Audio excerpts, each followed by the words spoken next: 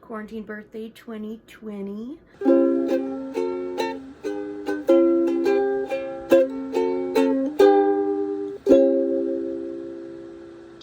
Hello, I'm Sean Quinn, and it seems as if quarantine will never end. And you know what? I'm not rushing it. Let the quarantine end when it's needed to end. But something I do when I have a lot of time on my hands is not only reading, I definitely read a lot, but I also shop for books a lot. And my local bookstore, they would pick out a bunch of recommendations for you and you could just go pick it up. Over the course of the quarantine, I have collected some stuff. Some of these are gifts. I did have a birthday during the quarantine, and so I'm excited to show these all off because I have to put them on my bookshelf anyway. So I had to bring them all up here. So let's look at them. I'm gonna go by category. It seems to be the easiest way.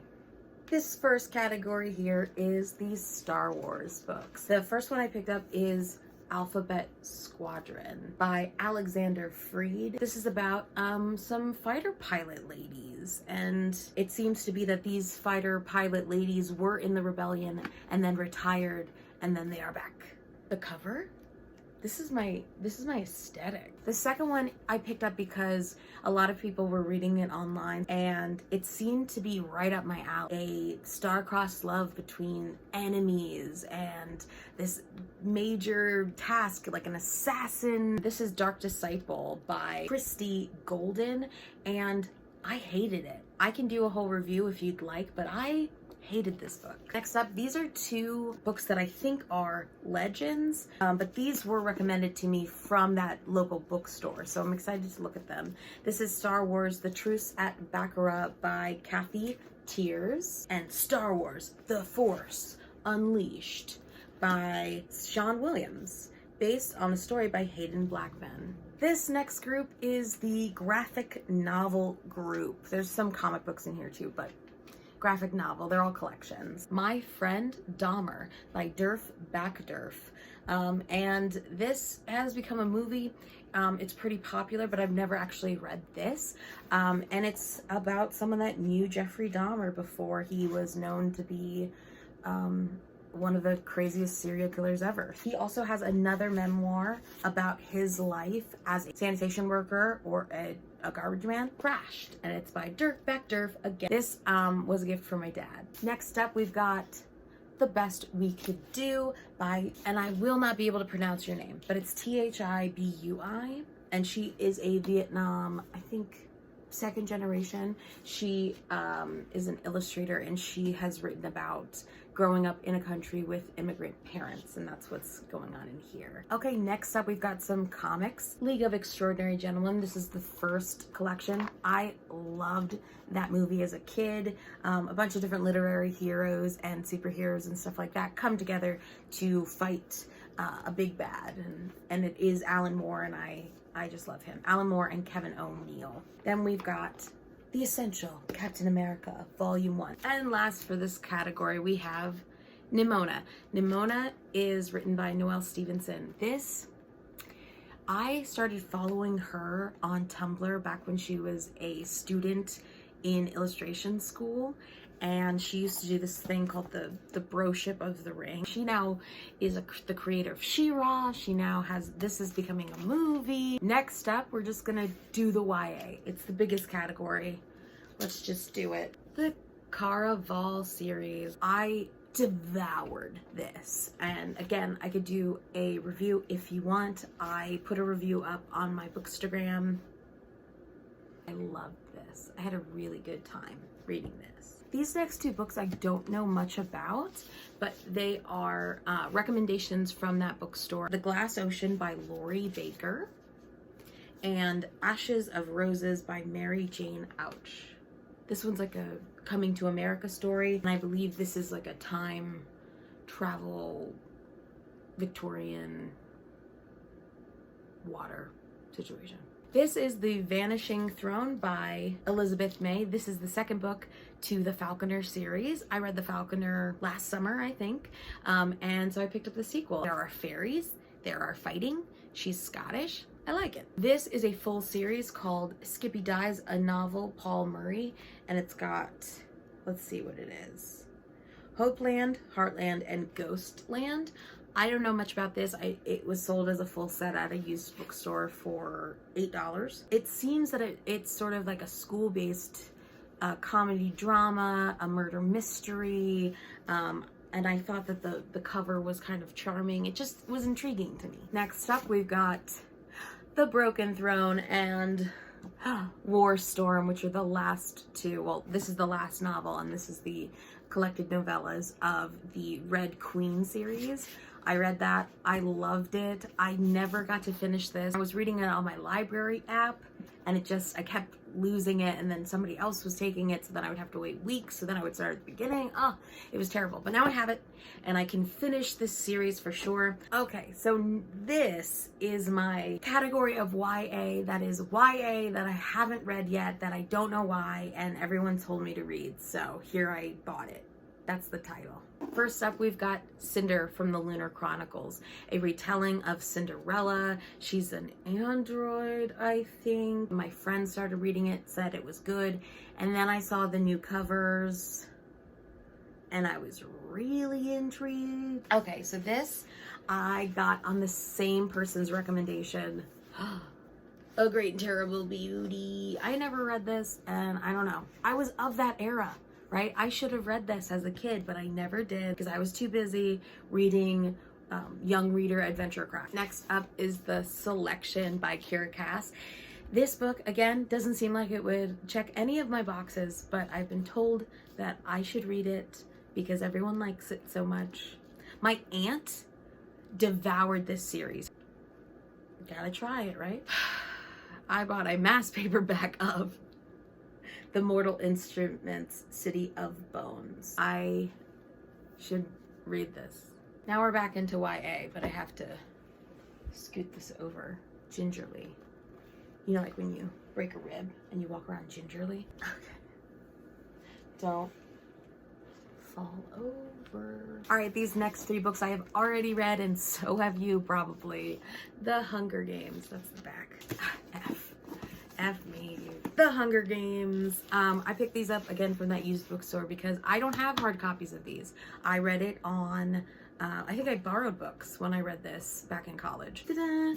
The Ballad of Songbirds and Snakes. And I figured that now that I have this hardcover, I should have all the hardcovers. And I had them all. So now I have a complete set. Next up, we've got The Assassin's Guide to Love and Treason by Virginia Boker. Picked it up from that used bookstore. It looked pretty interesting. It is signed by the author, which is pretty cool. I don't know much about it, but it seems sort of up my alley. Do you like these hauls where I'm just like, I bought a book, I know nothing about it? So I just remembered I also bought Scarlet because I found that one too at like a different thrift store. This category is the Dollar Store Book Club. The Dollar Store Book Club is where I go to a dollar store or Goodwill or find a book for $1. My Dollar Tree has been really killing it lately with the selection. This started all when I was in college and we found this terrible, mass paperback horror novel called Hellphone. It was just like this really silly book club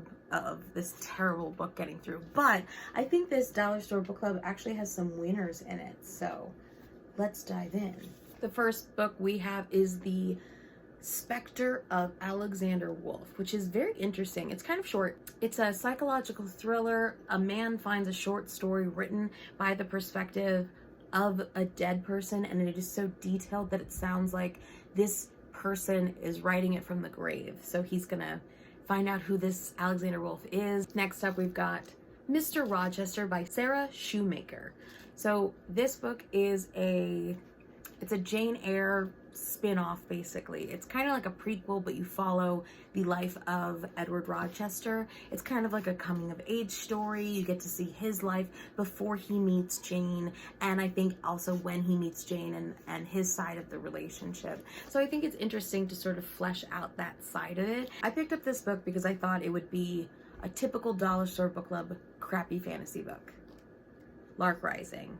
It's the first book in the Guardians of the Tarnak, I believe. And it's by Sandra Woe. Sorry. It says, in a castle in the hills of Tarnak lie the 4 amulets of balance. When enemies steal the amulets, 4 guardians must be awakened to seek them out and return them. That seems pretty straightforward, right? Next up, we've got Our Kind of Cruelty by Araminta Hall, and it's a thriller. And Gillian Flynn says, I loved it right down to the utterly chilling final line. Ooh. So this one's a little creepy. There's a man and someone he's obsessed over, and he's become this person that she wants him to be, but she's marrying someone else. So I don't know what that power struggle is there. Is the woman being the abuser? Is the man being predatory? I don't know, but I can find out. Next, we've got Safe by Ryan Gattis. And this one is another thriller, but it kind of seems like a heist book as well. It seems like he's being blackmailed into doing a final crime kind of tropey moment. Burning Midnight by Will Macintosh, or Macintosh. This seems awesome. It's like Pokemon, but you're getting marbles. So I'm not exactly sure what the story is, but the premise is you're in a world where these currency is like these marbles, so you can go like searching for marbles, and you find these special marbles that are different colors and different sizes and different kinds of stone and stuff, and you can sell them. People who will love it are adrenaline junkies, obsessive collectors, people who can't get enough of crazy endings. That's great. This book I bought completely on aesthetics, and I'm kind of thrilled with it. It's called A Field Guide to the North American Family by Garth Risk Hallberg, and it's an illustrated novella. So it's a short novella, but it's kind of like a scrapbook, and I found it so charming. I like the way it's presented, and I'm sure it'll only take me a few hours to read. Next up, we've got The Hike by Drew Magary. This book it's a fantasy, so I'm not exactly sure what the world is, if it's sort of like a stumbled upon magic kind of thing, or if he knows he's in magic. I don't know, but what it seems to be is that he's on a hike and he ends up seeing a horrific scene that then changes everything. The cover it's kind of my jam. Next, we've got The Animators by Kayla Ray Whitaker. So this one I picked up solely because my sister just graduated from animation college, so I bought this while she was still in there, and it seems like it's a contemporary about 2 college best friends in animation or in art school, and they, just dealing with things that they need to deal with. So I don't usually read contemporaries, but I thought it was kind of cool that I'm pretty close to this kind of subject matter, so. And the last one I picked up because I read something from this author before and I liked it. This is Universal Harvester by John Darnielle. And he also wrote Wolf and White Band, so I really enjoyed that. And I know nothing about this. Okay, we are getting through it. Let's go. These next 2 are just adult books that I've picked up. I picked this one up because I needed a second book to meet a charge requirement at a thrift store. I got The White Queen by Philippa Gregory. This seems to be a historical fiction, totally up my alley, Tudors situation. And The Green Witch. I got this because my friend suggested it. I have a few witchcraft books, and this one sort of caught my eye, and she says that she follows a lot of this. And I find that interesting, so I'm gonna read this. All right, for this category, I have to open a bag. So this is my category of young reader. I know I'm an adult woman, but I love young reader adventure books. A lot of these are actually a bundle that they recommended to me. First up, we've got some Dear Americas. I grabbed these from a thrift store. We've got A Journey to the New World, which is about the Mayflower. So it's a diary of a girl on the Mayflower. The Voyage on the Great Titanic, which I did read as a child, and I would love to read again. This one, I loved these books so much as a kid. And it was this one and the Pearl Harbor one that were my favorite. And West to a Land of Plenty, which I think is Oregon Trail, New York to Idaho. Next up, we've got Reckless by Cornelia Fuke. It just seems like dark magic. You know, there's a curse, some sort of curse. I think maybe it's like a Beauty and the Beast type thing. Curse made you ugly. I don't know. This I picked up because they had the box set. This I picked up because I actually bought these books for my cousin, and I was kind of jealous that she got to read them. So this is The School of Good and Evil, and it's also the second one, The School of Good and Evil, A World Without Princes. And this is by Soman Chinani. Looks like there's a lot of drama. It kind of looks like a manga, the way they have it set up here. Interesting. All right, next up we've got The Time Travelers, the Gideon Trilogy, and we also have the second one, which is The Time Thief. This one was in that bundle that they recommended to me, and because I was really intrigued by it, I grabbed the second one when I saw it on the shelf. It just says that it'll give J.K. Rowling a run for her money, and I'm in that mood right now. So next up we've got Peter and the Starcatchers by Dave Barry and Ridley Pearson. An origin story for Peter Pan. I also love this play a ton. I love this play, but I've never read the source material, so here we go. Next up we've got The Chronicles of Egg, Dead Weather, and Sunrise by Jeff Radke. This has pirates, this has a kid named Egg, this has a missing father, this has adventure and mansions, and it just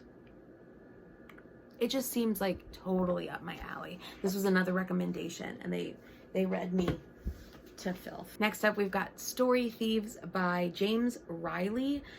He also wrote Half Upon a Time. This book seems to be like Page Master in the way that they're doing something through stories of other books, which is kind of tropey and it is overused, but I'm excited to read it. I was a nerdy kid just like these nerdy kids, so I can relate. And the next one, this was in that bundle. I have already a copy of this, but I still haven't read it because I'm stupid. I don't know. It's The Iron Trial by Holly Black and Cassandra Clare.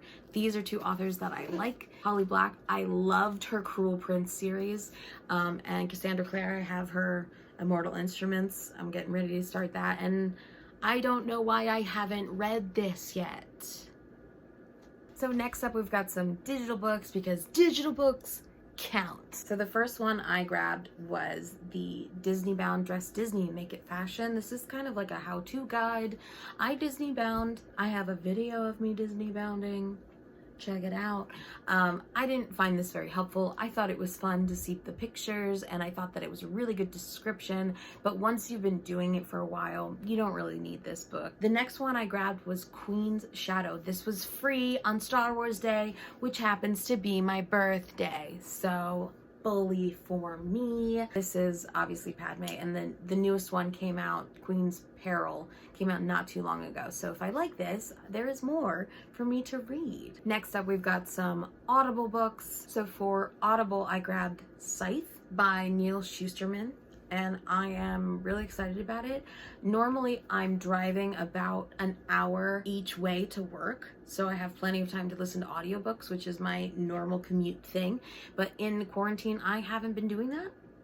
So I've been neglecting my Audible account. How to Defeat a Demon King in 10 Easy Steps by Andrew Rowe. See Wall, A Life, which is an audio of a play that I never got to see, so that's very interesting. Henrietta and Eleanor, a retelling of Jekyll and Hyde, but it's a woman.